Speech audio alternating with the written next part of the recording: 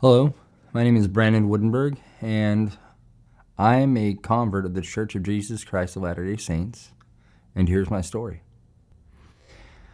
Now, to really go into my story and what that means, I think you probably have to fast track all the way to when I was 6 years old. For a long period of time, I was the ward of the state in California, and despite my now presence of being what most would seem on a day, especially when you see me going to work in a suit and tie, of being your classic privileged white male, blue eyes, brownish hair. I struggled. I struggled through most of my childhood with hunger and poverty and physical abuse. And I always wondered why or how or things of that nature can happen to people. But in short, life continues anyways. We can wonder all we want, but as I progressed in age, so did my life. I can think back to the first time that I got to go to church on a regular basis, and that was one of a private Christian school that my father paid for me to go to because my mother wouldn't take me to a regular public school at the time. And my parents, big surprise, were never married. And so at the graduation of this Christian school, I remember walking to the graduation, and I wish I had the video of this, to get the safety award. I stepped on my little gown and I tripped face first in front of the entire crowd. And that was, jokes aside, that was the first time both myself, my father, and my mother were ever in a church hall of any kind, because that's where the awards were held, in this little Christian school. And so falling on my face and all, it wasn't a bad day in my opinion. And fast track that to around age 8 or 9, my father and I were living with my aunt and uncle in northeastern Arizona, and more or less kind of the required, untold required part of living with them, at least as my uncle's wife saw it, was that we go to church with them at least once a month or whenever we could, as they both sang in the church choir at the First Church of Baptist in Pine Top, Arizona. And I shortly remember loving to go to church. I loved reading scriptures. I loved diving into things that, like, I can learn of this, these parables, these stories. These are for me, and just, I remember the first time I memorized John 3:16, for God so loved the world that he gave his only begotten Son, and that whoever shall believeth in him shall not perish, but have everlasting life. For days, I just was in awe of that type of power or ability. And that led to the first time I was baptized. A couple years later, in 7th grade, I all but begged the pastor of that church to baptize me. To my father's dismay, he begrudgingly let me do so. And I've joked in past years since that maybe I should have figured it out that on the day of my baptism, the water in the font was over full, so I literally had to swim to the pastor, who is no longer a pastor today and still a great dear family friend, had told me before I jumped in. He said, "Be careful, it's cold," because the hot water heater had also gone out. And it was in the middle of winter, and even though it's in Arizona, it was a ski resort town with 6,500 foot elevation, so it was cold. So I swam over to him and hovered and getting baptized. That's all I remember. I don't remember any feelings of the spirits. I just remember the situation surrounding that. As I grew older and grew apart from anything to do with the church or religion, it was very obvious how I felt inside or outside. And at times, to be honest, more often at times, when I went back to church were mostly due to the current living in Paramore of my father, who would take us to Catholic church and Lutheran churches at times. And whenever I went, I always enjoyed seeing the differences and how they were different and why they were different, but never really took much stock into all of that until I found myself at the age of 18 struggling with some addiction issues that were very evident in my life. I had volunteered to go into a program, a halfway house, if you will. It's 90 days, and called it a 90-90, which is my 90 meetings in 90 days. And in that program, you were required to go to 90 NA, which is Narcotics Anonymous, Alcoholics Anonymous for AA meetings, or you could actually go to church in lieu of one of those meetings in the 90 days that you were there. I know there was no limit on how long you could stay, but, in order to, if you met that 90-90, you could stay there if you still needed it, but you had to at least do the 90 meetings in the first 90 days, no questions asked. That's something you just had to do. And so I started doing it, and I started seeing a lot of growth in my life, and then I started questioning things. Got to go to church on Sundays because, as I said, that was in lieu of a meeting, so we took the opportunity not to change the venue, if you will, and go to about 3 or 4 churches in the first month and a half of my time there. And it really made me question. And this is all in the same small town, population of about 9,000 people. The church I'd first gone to and asked to be baptized in was still in the same place as it ever had been. I just quite honestly didn't have the courage to go back there. Very much feel like they would probably judge me for the current station in life I had found myself in. But, went to other churches where I knew I probably wouldn't run into many people. And it just kept on nagging at me that if this is supposed to be church, if I'm supposed to be listening to all the words in the sermon and hold them out as true, then why did it feel so alien, so abstract, like if you're telling a sci-fi story? And as luck would have it, or at least my luck, I ran into a young female who I now count as my wife about a month later. And we went on a couple of dates, and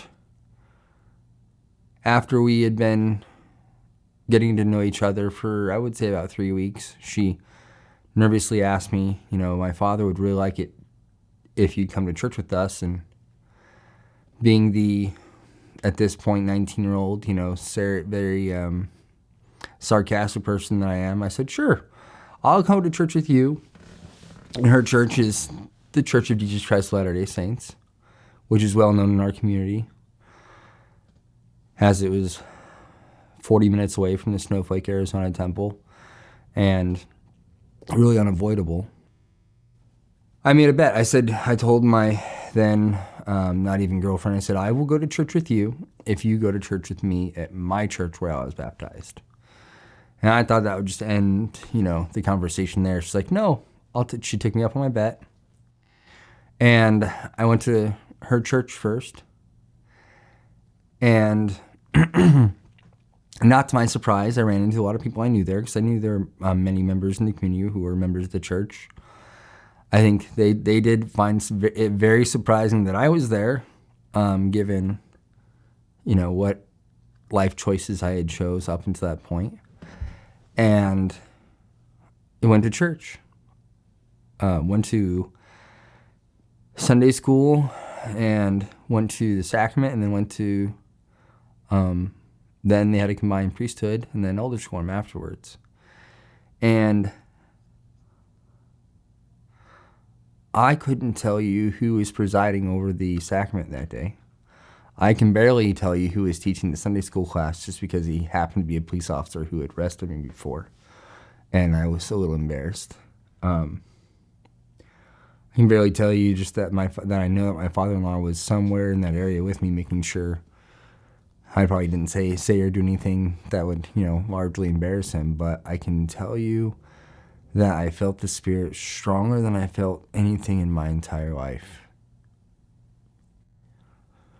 It was just as if I had hit this wall that had been hidden from me all this time. And I didn't say much of it then, just like I was catching my breath. And then we left church. And the next week came, and I, the fool 19-year-old I was at the time, just brushed that, monumental feeling of the Spirit away, and was getting ready to, show my, ever-closing girlfriend, the church that I grew up in, and that I wasn't just some kid off the street in a halfway house, that I actually had some sort of culture. I don't know what I was trying to prove, to be honest with you. I was a 19-year-old kid. And we went to church, and as soon as I walked in, I could not...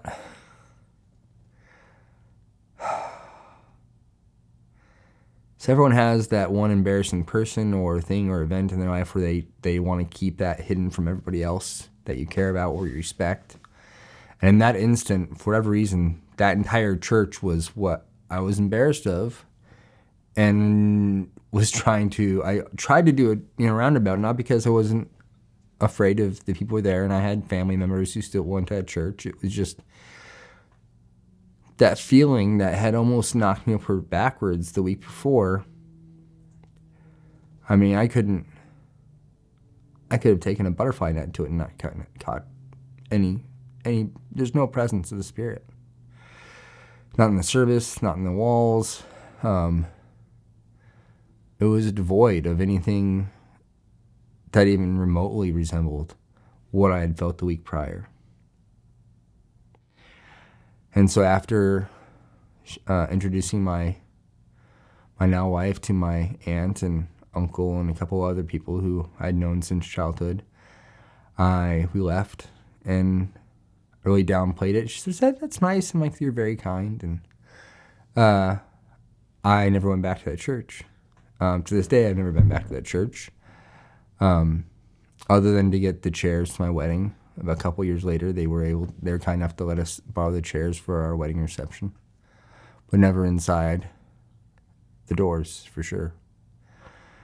And so for the next couple months, I just did what I feel like I do best in a lot of situations. I kind of find where everyone else is as it relates to church. I just blended in. I knew that if I went and bought a white shirt and mild-looking tie and some khakis and had my hair kept relatively, clean cut, that, no one would really look twice at me.